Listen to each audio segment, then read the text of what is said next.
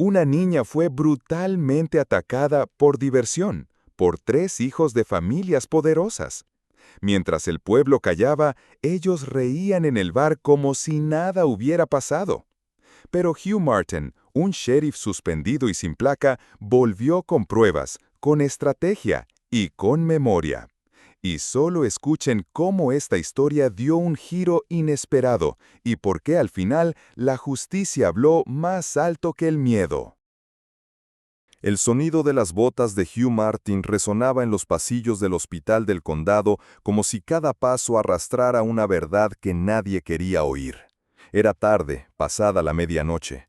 El sheriff, un hombre ancho de hombros, curtido por el sol y la guerra, no acostumbraba a perder la calma ni moverse sin propósito. Pero esta vez había llegado sin su habitual paso lento. Lo habían llamado con una voz quebrada desde emergencias. Y cuando empujó la puerta de la sala 3A, la realidad lo golpeó con una fuerza más brutal que cualquier emboscada. Allí, sobre la camilla, estaba Lily. Lily, la niña que corría descalza entre gallinas cuando era apenas un retoño, la hija de Thomas Reese, su compañero de patrulla en Afganistán, la misma que había quedado sola a los 7 años cuando un disparo enemigo le arrancó al padre. Y Hugh prometió, sin palabras, porque él no sabía hacer discursos, que jamás permitiría que algo malo le pasara. Pero ahora estaba allí, inmóvil, cubierta por una sábana hasta el cuello. Su rostro era una máscara de moretones, tan hinchado que apenas podía reconocerse. Tenía la mandíbula inflamada, desplazada de su eje natural, y cuando intentó hablar, lo hizo con un sonido tan débil que parecía el susurro de un hilo cortado por la mitad. Me rompieron los huesos por diversión. Fue esa palabra, diversión, la que le desgarró algo profundo por dentro. No fue la sangre seca en su oreja, ni el color violáceo en sus brazos, ni el llanto contenido de la enfermera en la esquina. Fue entender que alguien, con intención deliberada, había hecho de Lily un juguete. El doctor Miller, un hombre que había atendido accidentes de tránsito, ataques de osos y hasta incendios, bajó la mirada. No pudo sostenerle los ojos al sheriff. A su lado, la trabajadora social hojeaba papeles invisibles, fingiendo leer lo que ni siquiera tenía escrito. Nadie decía nombres, nadie mencionaba culpables, pero todos sabían. Hugh se acercó a la camilla. Sus manos, acostumbradas a la firmeza del rifle, temblaban apenas cuando apartó un mechón de cabello pegado a la frente de Lily. Ella, adormecida por el dolor, giró levemente los ojos hacia él. No había rencor, no había súplica, solo la expresión muda de quien ha sido quebrado por algo que nunca debió ocurrir. ¿Quién?, preguntó él, con una voz que no era un grito, pero tampoco un susurro. Era más bien un rugido que se contuvo en el pecho, como si hablar más fuerte pudiera destruir lo poco que quedaba entero en esa habitación. Nadie respondió. Después, en la sala de espera, le dijeron lo que ya sospechaba. Los responsables eran Evan Whitmore, Kyle Branson y Brad Coleman, hijos de rancheros ricos, acostumbrados a mover voluntades con una firma y un cheque. Habían sido interrogados y puestos en libertad mientras la investigación continúa. No había pruebas concluyentes, no había testigos dispuestos y lo peor, había miedo. Un miedo viscoso repartido en cada rincón del pueblo. El tipo de miedo que se mete en las palabras de los funcionarios, en las negativas de los jueces, en la forma en que todos bajan la mirada. Hugh no dijo nada, no gritó, no discutió. Salió del hospital cuando el cielo comenzaba a aclararse. En el parabrisas de su camioneta caían las primeras luces del amanecer, pero él no las notaba. Condujo en silencio hasta su rancho, ató el caballo, entró a su casa sin encender las luces, tomó la escopeta del armario y se sentó en el porche con ella sobre las piernas, como si esperara que la noche le diera permiso para actuar. El cielo sobre el condado de Washburn estaba despejado. Las estrellas titilaban con indiferencia, pero los ojos de Hugh Martin ardían, no por el cielo, sino por algo mucho más humano. Algo que había dormido en su interior por años. El lobo que había sido en la guerra acababa de despertar. No habían pasado más de 5 días desde aquella madrugada en el hospital cuando Hugh, aún con el uniforme del condado, cruzó la puerta doble del Wells Saloon. Era viernes por la noche, y el aire denso de whisky barato y tabaco se mezclaba con las risas estruendosas que salían del fondo del local. Allí estaban. Evan con su sombrero ladeado, recostado sobre la barra como si nada en el mundo pudiera afectarlo. Kyle, el más joven, tomaba cerveza directamente de la botella, lanzando comentarios vulgares al camarero. Brad, el mayor de los tres, tenía los brazos en alto, celebrando una apuesta recién ganada en la mesa de billar. Parecían invencibles, como si el granero, los gritos, los golpes nunca hubieran ocurrido, como si Lily no fuera más que una anécdota que se podía enterrar bajo carcajadas. Nadie los miraba de frente. El resto del pueblo fingía que era una noche cualquiera. Algunos desviaban la mirada, otros reían con nerviosismo. Hugh notó incluso a un concejal local saludando a uno de los chicos, dándole una palmada como quien felicita a un sobrino descarriado. Pero entonces las botas del sheriff resonaron en el suelo de madera. El silencio fue casi inmediato. Hugh no dijo ni una palabra. Caminó directamente hasta la barra. En su mano derecha llevaba algo envuelto en un paño. Lo dejó sobre la superficie de madera. Con lentitud desató el nudo. Allí, a la vista de todos, estaba el yeso partido que una enfermera había arrojado a la basura en el hospital. Tenía dibujados con marcador los garabatos temblorosos de Lily, los que había hecho antes de saber que nunca volvería a mover bien esa muñeca. Evan dejó de sonreír. Kyle bajó la botella. Brad frunció el ceño, incómodo. Hugh los miró uno por uno, no con rabia abierta, con algo mucho peor, con una calma densa, peligrosa, que no necesita levantar la voz para asustar. Después dio media vuelta y salió. Nadie lo detuvo, nadie lo siguió. Pero la consecuencia fue inmediata. A los 3 días, una abogada enviada por el padre de Brad presentó una denuncia formal contra el sheriff por conducta intimidatoria, abuso de poder y amenaza implícita. Los periódicos locales, obedientes como siempre, hablaron de uso inapropiado del uniforme y de acciones que ponen en entredicho la imparcialidad del sistema legal. El nuevo ayudante del fiscal, Nathan Devers, un joven trajeado de ciudad que había llegado al condado apenas un año antes, ofreció una rueda de prensa. Con una sonrisa segura y una voz cuidadosamente ensayada, declaró frente a las cámaras locales: el sistema judicial no se deja manipular por emociones personales. La ley es igual para todos, y nadie, ni siquiera un sheriff condecorado, está por encima de ella.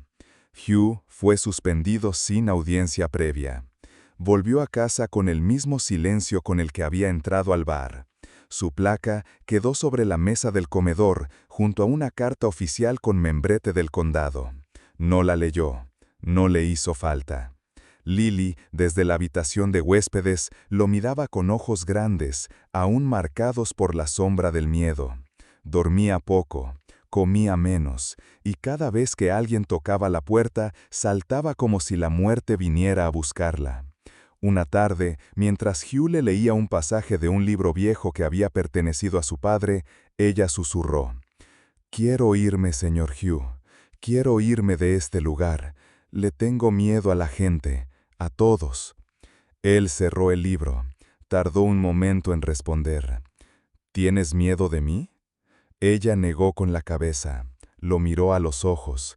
«Usted es el único que no finge». Aquella noche, Hugh no durmió. Al amanecer, ensilló su caballo y cabalgó hasta el cementerio del condado.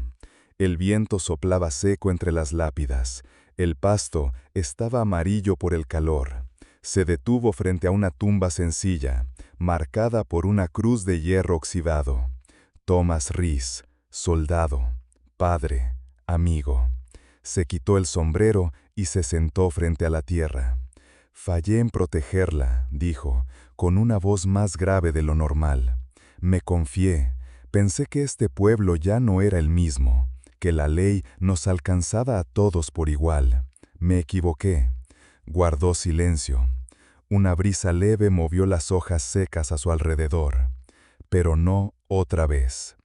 Volvió al rancho al atardecer, encendió la lámpara del escritorio, sacó del armario una caja de madera que no había tocado en años. Dentro estaban los archivos de los casos que alguna vez cerró, las notas personales de Thomas, las fotografías de los entrenamientos y un cuaderno con nombres. Esa noche no fue de furia, fue de preparación. Porque el dolor, cuando se acumula, no ruge, planea. A Hugh Martin no lo movían los discursos ni las banderas. Su vida le había enseñado que las palabras se usan para decorar la verdad o para evitarla. Él, en cambio, prefería los hechos. Y cuando la ley le dio la espalda, volvió a sus orígenes: observar, registrar, esperar y actuar. Había algo en él que no había muerto con su placa, algo que no dependía de un uniforme. Hugh era un hombre que sabía cazar, y esta vez su presa era la impunidad. Comenzó solo, sin respaldo institucional, sin sueldo, con su cuaderno de notas, una vieja cámara fotográfica y la memoria intacta de un soldado entrenado para documentar antes de disparar. Visitó el granero abandonado en plena madrugada. Sabía que era demasiado tarde para encontrar pruebas forenses concluyentes, pero no para encontrar rastros. Rastros que solo alguien atento y con ojos curtidos por la guerra podía distinguir. En un rincón del suelo, bajo una tabla suelta, encontró lo que parecía una hebra de cabello largo y oscuro. En la pared del fondo, manchas secas que no eran pintura. Bajo un montón de cenizas, restos de tela quemada. A simple vista, todo parecía ruina, pero para él era evidencia. Ningún juez del condado quiso firmar una orden de allanamiento. No había causa probable, no había interés superior. Algunos incluso dijeron que revivir el asunto solo traería problemas. Hugh escuchó cada excusa en silencio. Luego guardó su sombrero y volvió al granero con una linterna y una cinta métrica. Si no podían hacerlo ellos, lo haría él. Pero no bastaba con pruebas físicas. Necesitaba un testigo. Y entonces pensó en ella. Rosa Méndez era una mujer discreta, de caminar apurado y mirada baja. Trabajaba limpiando oficinas cerca del galpón. Nadie la incluía en conversaciones, nadie la entrevistó. Pero Hugh recordaba que, según registros de la empresa de seguridad, esa noche ella fichó su salida apenas 10 minutos después del suceso. La localizó en una casa modesta, al borde del pueblo. Cuando él tocó la puerta, Rosa lo miró con desconfianza. Su esposo no estaba, sus hijos dormían. Pero cuando Hugh le explicó lo que buscaba, cuando dijo el nombre de Lily, algo en el rostro de la mujer cambió. «Yo los vi salir», susurró ella, con la voz llena de miedo. Iban riéndose, uno de ellos tenía sangre en la camisa, pero pensé que era otra pelea de borrachos. No quise saber. Hugh no la presionó, solo le dijo: «Yo no puedo prometerle que esto no tendrá consecuencias, pero sí puedo prometerle que no estará sola y que decir la verdad no es un crimen». Ella tardó varios minutos en responder. Luego trajo una grabadora antigua, se sentó y habló. Esa noche, Hugh volvió al rancho con algo que no había sentido en mucho tiempo: dirección. Cuando Lily pudo sentarse sin dolor, él le enseñó una libreta. Le pidió que, sin apurarse, intentara recordar detalles. No le pidió revivirlo todo, solo fragmentos. Y poco a poco, como si su memoria también se enyesara, empezaron a emerger datos sueltos.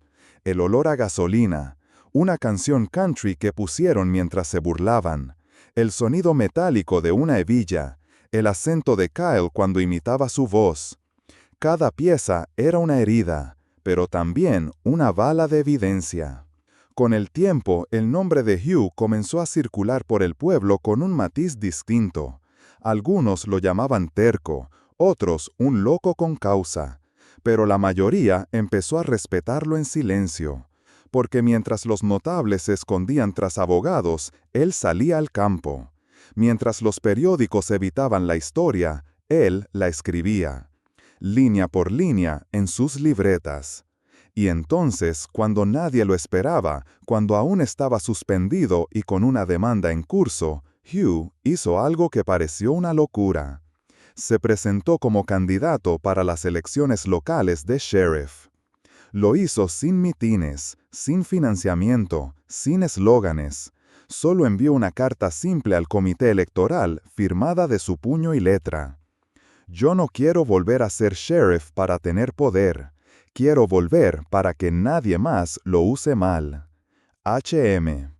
El día de las elecciones, el pueblo habló. Lo votaron. Y por primera vez en años, la ley no tenía la cara de un político, sino de un hombre con cicatrices, un rifle sin uso y una promesa. Cuando Hugh Martin volvió a vestir el uniforme, no hubo ceremonia, ni aplausos, ni discursos oficiales. Solo una oficina limpia, una estrella nueva sobre su pecho y un silencio en el pueblo que pesaba más que cualquier banda de música. Era un regreso sin celebración, pero cargado de sentido. El tipo de regreso que no se da por deseo, sino por deuda. No perdió tiempo. En su primer día como sheriff reelecto, firmó las órdenes de arresto de Evan Whitmore, Kyle Branson y Brad Coleman. Esta vez con pruebas en mano. El testimonio de Rosa Méndez, los restos recolectados del granero, el relato fragmentado pero poderoso de Lily y las fotografías forenses. Todo atado como un nudo de soga, pero legal, documentado, incontestable. La noticia sacudió el condado. Los tres fueron detenidos en sus respectivos ranchos, sin sirenas, sin aspavientos. Hugh se presentó en persona, acompañado por 2 agentes jóvenes y discretos. Tocó la puerta, mostró las órdenes y esperó con la misma paciencia con la que uno espera que el invierno se retire. Las familias protestaron, llamaron a abogados, contrataron expertos de la capital, pero era tarde. El caso ya estaba en boca de todos y esta vez no podían silenciarlo. El archivo había sido filtrado por alguien, nadie supo quién, a una periodista local, y cuando los detalles salieron a la luz, el escándalo fue más fuerte que cualquier influencia. En la primera audiencia, la madre de Brad, una mujer altiva acostumbrada a dar órdenes en la feria agrícola, gritó frente al juez: «Esto es una cacería de brujas, mi hijo es inocente». El juez, viejo y prudente, no respondió, pero el murmullo en la sala dejó claro que el pueblo ya no creía en esa inocencia. El fiscal, presionado por la magnitud del caso, aceptó la formalización de cargos. Las palabras agresión agravada, intento de encubrimiento y crueldad con menores resonaron con peso en el tribunal. Por primera vez, las risas arrogantes de los 3 acusados se apagaron. Ya no eran intocables, ya no eran los reyes del bar. Eran 3 muchachos frente a una verdad que no podían comprar. Pero Hugh no se detuvo en la corte. Sabía que los procesos judiciales son lentos y que a veces, aun con todo en regla, los poderosos encuentran maneras de doblar las reglas. Por eso hizo algo que pocos esperaban: visitó personalmente a cada una de las familias involucradas. No como sheriff, no como político, sino como un hombre que lleva dentro el dolor de una promesa incumplida. A la familia Branson les esperó frente al portón de su rancho, con una carpeta en la mano. El padre, sorprendido, quiso negarse a recibirlo, pero Hugh habló primero. «No vengo a negociar, vengo a dejarle esto». Le entregó una copia del parte médico de Lily, con cada fractura señalada, con cada diagnóstico firmado por el hospital. «Esto no es venganza, es justicia. Pero si alguno de ustedes, padres, primos, abogados o amigos, vuelve a levantar una mano para proteger a los suyos a costa de ella, le juro que cada hueso que le rompieron lo van a sentir, uno por uno, y el doble de lento». El hombre no respondió. No supo si era una amenaza o una advertencia, pero supo que era real. Hugh repitió ese acto con cada familia, ni una palabra de más, ni una disculpa, solo el peso del expediente y la claridad de su mirada. La frase corrió por el pueblo como pólvora seca. Cada hueso, doble de lento. No era una amenaza violenta, era la forma en que la justicia por fin se plantaba de frente sin temblar. Y el pueblo lo sintió. Los 3 jóvenes fueron juzgados, condenados, no por el tiempo que merecían, porque el sistema aún tenía grietas, pero sí lo suficiente para que su mundo cambiara. Ninguno salió libre de culpa, ninguno volvió a entrar a un salón sin ser observado, ninguno volvió a dormir sin recordar. Evan perdió sus privilegios familiares. Kyle fue enviado a trabajar a un rancho de otro estado. Brad, el más arrogante, se encerró en su casa durante meses, sin atreverse a aparecer en público. Hugh no celebró, no levantó la voz, siguió trabajando en su oficina, revisando otros casos, pero todos sabían que algo había cambiado. El sheriff no volvió por poder, volvió por justicia, y la consiguió. Pasaron los meses, lentamente, como cicatrices que no duelen, pero tampoco desaparecen. Lily Reese volvió a caminar. Primero con muletas, luego con bastón, después sin apoyo, aunque cada paso parecía recordar lo que había sido arrancado de ella. Pero no caminaba con miedo, caminaba con firmeza. Cada paso suyo era una declaración muda. Estoy viva, no pudieron romperme del todo. En las audiencias finales no quiso hablar, solo levantó la vista para mirar a los 3 que una vez la creyeron indefensa. No dijo una palabra, pero su presencia fue suficiente. El silencio también puede ser justicia, cuando quien calla tiene el alma en pie. Hugh estuvo allí, a su lado, como lo había estado desde el primer día, no como sheriff, no como salvador, como un hombre que decidió no apartarse cuando más fácil hubiera sido rendirse. Y cuando los trámites de adopción se completaron semanas después, firmó como tutor legal con la misma pluma con la que años atrás había firmado informes de guerra. No hubo celebración, ni fotografía, ni publicación en el periódico. Solo una frase escrita por él al pie del documento, dirigida a nadie y a todos. Protegida. Por fin. Desde entonces, Lily vivió con él en el rancho. Se ocupaba del jardín, ayudaba con la cocina y empezó, con tiempo y paciencia, a escribir. Escribía cartas a sí misma, a su padre fallecido, a otras chicas que nunca conoció, pero que también fueron silenciadas. Una de esas cartas apareció meses después clavada en la biblioteca local. A veces, el mundo no necesita un héroe. Necesita a alguien que no cierra los ojos cuando duele mirar. Yo tuve eso, y por eso sigo aquí. Hugh, por su parte, volvió a patrullar como antes. Mismo caballo, mismo sombrero, misma calma, pero algo en él había cambiado. Ya no era el sheriff que solucionaba pleitos por borracheras o buscaba terneros perdidos. Era otra cosa, una presencia.